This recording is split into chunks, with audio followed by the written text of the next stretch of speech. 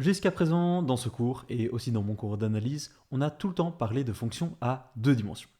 On a vu qu'une fonction, c'était une machine qui recevait un x et qui le manipulait pour ensuite renvoyer un résultat, et le résultat, c'était y. On a vu qu'une fonction, elle était définie par sa forme algébrique, c'est un petit peu le mode d'emploi de la machine, le mode d'emploi de la fonction, c'est la manière avec laquelle elle manipule le x qu'elle reçoit en entrée pour au final créer le y, pour au final ressortir un résultat. Donc ça, c'est la forme algébrique de la fonction, et on a vu qu'une fonction, on pouvait aussi la représenter graphiquement.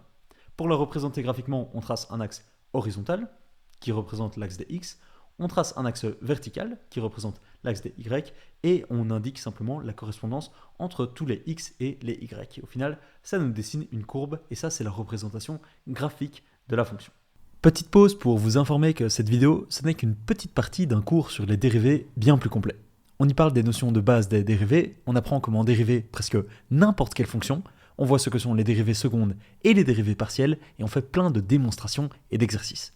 Si vous voulez accéder au cours complet, qui a un prix vraiment abordable, le lien est dans la description. Merci, on peut reprendre la vidéo. On parle de fonctions à deux dimensions parce que lorsqu'on représente graphiquement la fonction, cette représentation graphique, elle a deux axes, un axe horizontal et un axe vertical. Il y a deux axes, donc c'est une fonction en deux dimensions. On a aussi vu qu'il était possible pour ces fonctions de calculer leur pente en tout point. Donc il est possible de les dériver. Si on a une fonction qui s'appelle f de x, lorsque l'on calcule la pente de cette fonction en tout point, donc la dérivée de cette fonction, on parle de f' de x. Et on a aussi vu qu'il existait une autre notation pour calculer la dérivée d'une fonction, c'est petit d f de x divisé par dx. Ça, c'est la notation qu'on utilise lorsqu'on calcule des dérivées pour des fonctions à deux dimensions. Maintenant, on va s'intéresser aux fonctions à trois dimensions. Les fonctions à trois dimensions, ce sont des fonctions qui ne reçoivent pas une variable en entrée, comme c'est le cas ici avec les fonctions à deux dimensions, elles reçoivent une variable 1x en entrée. Les fonctions à trois dimensions, elles reçoivent deux variables en entrée, elles reçoivent 2x en entrée. Ici, pour les différencier, on les appelle x1 et x2. Donc la fonction à trois dimensions, elle va recevoir deux variables en entrée, elle va les manipuler et au final, elle va ressortir un résultat. Et ce résultat, ça sera toujours y. Cette fonction à trois dimensions, elle a aussi une forme algébrique, donc c'est le mode d'emploi de la fonction, c'est ce qui définit comment la fonction elle va manipuler ce qu'elle reçoit en entrée pour ressortir un résultat, et elle a aussi une représentation graphique qui cette fois-ci est à trois dimensions. Elle est à trois dimensions parce qu'il y a maintenant trois axes, il y a un axe pour x1, par exemple cet axe ici, il y a un axe pour x2, par exemple cet axe ici, et enfin il y a un axe pour y, et c'est ici l'axe vertical. Alors ici, pour cette fonction, on a décidé d'appeler les variables x1 et x2, mais forcément les variables, elles peuvent prendre n'importe quel nom, elles peuvent prendre n'importe quelle appellation, elles peuvent être représentées par n'importe quelle lettre. Pour ces fonctions à trois dimensions, ici, il est aussi possible de calculer leur pente. Il est aussi possible de dériver ces fonctions à trois dimensions. De la même manière qu'il est possible de calculer la pente d'une montagne.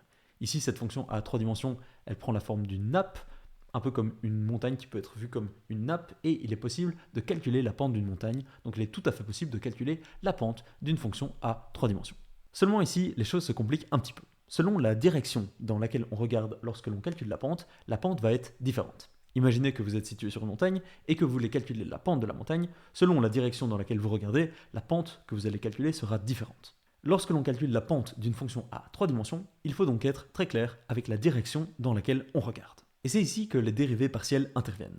Admettons que je veuille calculer la pente de cette fonction en regardant dans cette direction, donc le long de l'axe qui correspond à la variable x1, eh bien ce que je vais faire, c'est calculer cette dérivée partielle. Et de la même manière, si je veux calculer la pente de cette fonction selon cet axe ici, donc selon l'axe x2, eh bien c'est cette dérivée partielle que je vais calculer. Donc pour les fonctions à trois dimensions, on peut calculer deux dérivées, la dérivée partielle qui suit l'axe x1 et la dérivée partielle qui suit l'axe x2. Et ça, c'est la notation qu'on utilise. Et vous remarquerez que cette notation, elle ressemble très fort à cette notation ici. La seule différence, c'est que ici, le d qui correspond à un delta infinitésimal, c'est une petite lettre. Ici, c'est une lettre minuscule, c'est d minuscule. Et ici, on utilise un symbole un petit peu différent. Alors forcément, ce raisonnement, il tient pour les fonctions à 3 dimensions, qui reçoivent deux variables, mais il tient aussi pour les fonctions à 4 dimensions, 5 dimensions, 1000 dimensions. Au-delà de 3 dimensions, il n'est plus possible de représenter graphiquement les fonctions, parce qu'on ne peut pas voir des objets en 4 dimensions. Nous, les humains, on vit dans un monde à 3 dimensions, donc on ne peut voir que des objets en 3 dimensions, mais il est tout à fait possible de conceptualiser des fonctions à 4 dimensions, 5 dimensions, 1000 dimensions, et il est même possible de calculer leur pente. On en a fini avec cette vidéo. Maintenant, vous savez c'est quoi des fonctions à plus de 2 dimensions. Et ici, on a pris l'exemple des fonctions à 3 dimensions parce que ici, ces fonctions, on peut encore les représenter graphiquement. On se retrouve dans la prochaine vidéo pour voir comment on peut les calculer, ces fameuses dérivées partielles. On se voit là-bas, à très vite.